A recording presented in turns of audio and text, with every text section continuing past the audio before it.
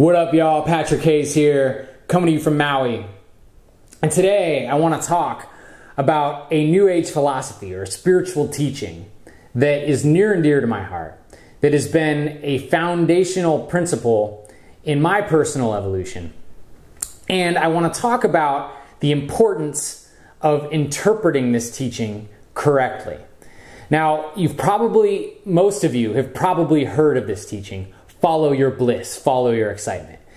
And I'm obviously a major proponent of this teaching, as you can tell through a lot of the content that I put out, namely my video Soul's Recognition, which is basically steeped in that teaching.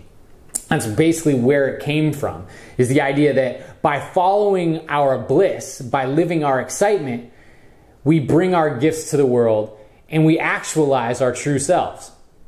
And the reason why this works this way is because the way I like to explain it is, imagine you put on a shoe that's too small. It doesn't feel good on your foot. It hurts your foot. People don't want to wear a shoe that's too small because it's uncomfortable.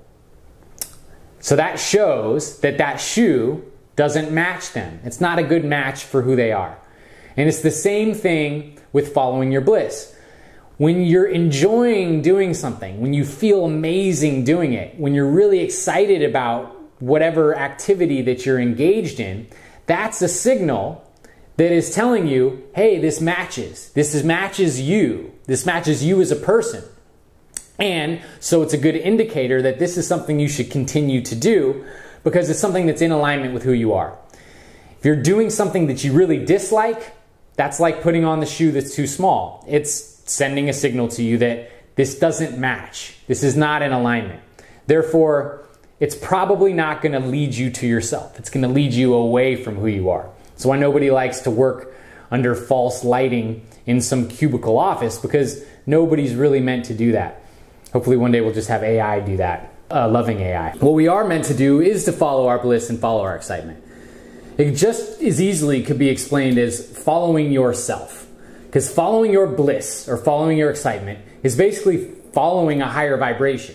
Do those things that bring you into a higher vibration. And what a higher vibration really is just more of your true essence being expressed.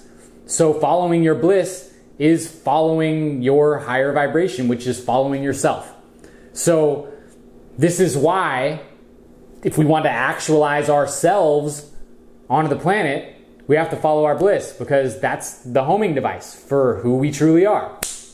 Now, where this becomes tricky is when we have some sort of fear or apprehension that sits in between us and what our highest excitement is.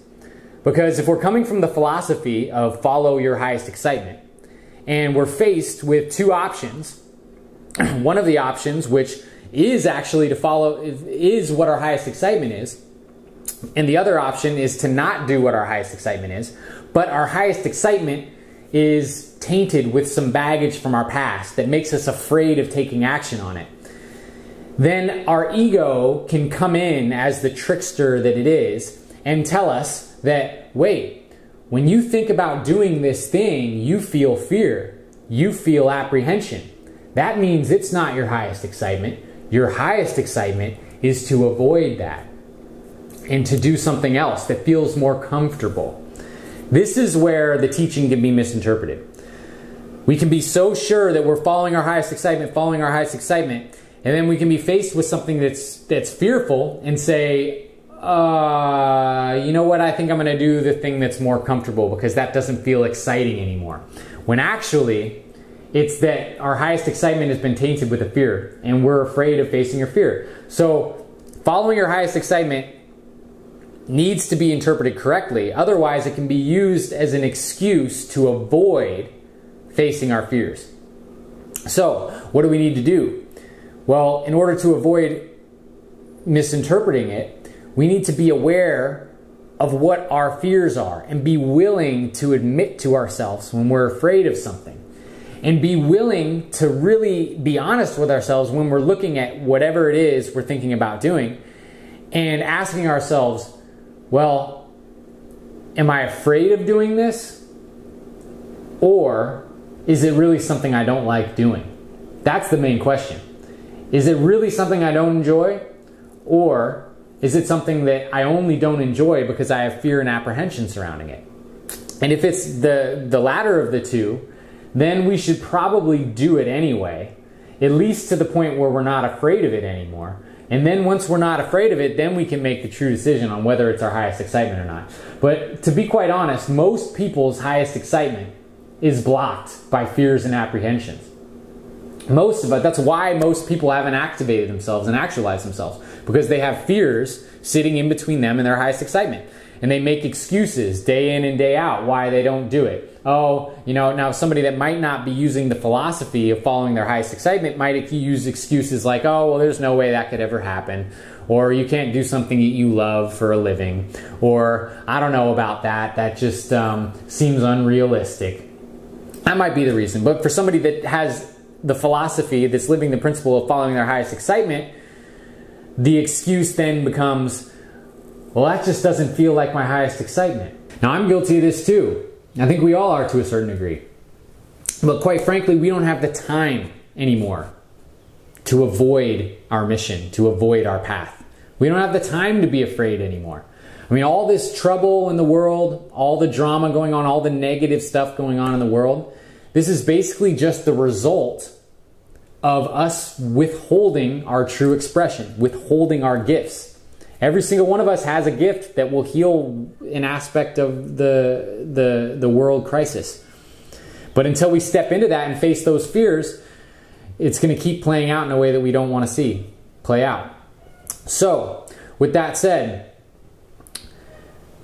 if there's a fear surrounding some sort of thing that you kind of feel like you might want to do, but you're not sure, and the fear or the apprehension or just not feeling like doing it is stopping you from doing it, it's time to focus more on what the excitement is and less on the turbulence or the hurdles that you have to hop over to get to it.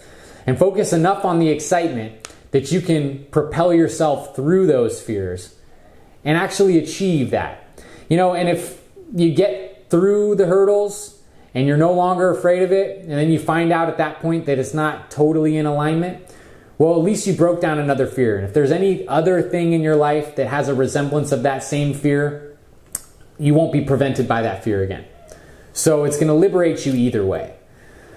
So just be honest with yourselves. What's your path? What's your goal? And don't let following your excitement be an excuse to avoid facing your fears. Thanks so much. This is Patrick Haize. One love. Talk to you next time.